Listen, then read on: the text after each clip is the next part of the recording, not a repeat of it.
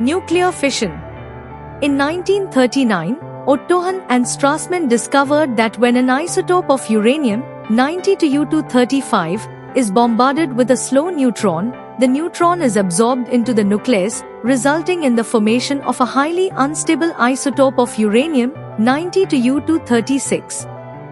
This unstable isotope then spontaneously splits into two nearly equal fragments, releasing 3 additional neutrons and a large amount of energy.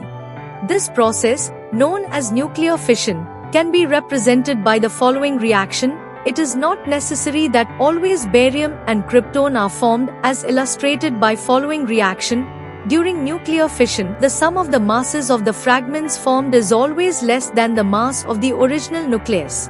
The difference in mass is converted into energy, as described by Einstein's mass-energy equivalence equation. E is equal to mc square, where m is the mass consumed and c is the velocity of light. For example, let's calculate the energy released when one atom of 90 to U-235 disintegrates into barium and krypton with the release of 3 neutrons. Mass of 90 to U-235, 234.99 atomic mass units, AMU. Mass of 1 neutron, 101 AMU. Total mass before fission, 236.00 AMU. Mass of 56 Ba, 140.87 AMU. Mass of 36 Ka, 92, 91.90 AMU. Mass of 3 neutrons, 303 AMU. Total mass of fragments is equal to 235.80 AMU after fission. Mass converted into energy, energy released in the fission of one atom of. Assuming all energy is absorbed by mkg water at 0 degrees Celsius, such that its temperature rises by 100 degrees Celsius. As it is clear from above example, a tremendous amount of energy can be released from just 235 G of uranium, which can bring 42,720 tons of water at 0 degrees Celsius to its boiling point. Chain reaction.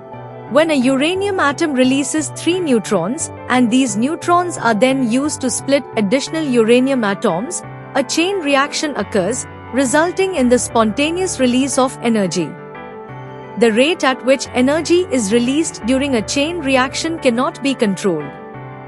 This principle is utilized in the creation of atomic bombs. Controlled chain reaction. When the fission process is conducted under controlled circumstances, meaning that the neutrons generated during fission are absorbed by moderators such as heavy water or graphite, the resulting energy can be harnessed to produce steam.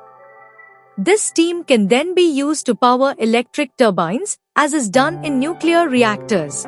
Currently, many advanced countries are generating significant amounts of electricity by harnessing nuclear energy. In India, there are presently 8 operational nuclear reactors, with plans underway to install more to meet the increasing demand for electric power.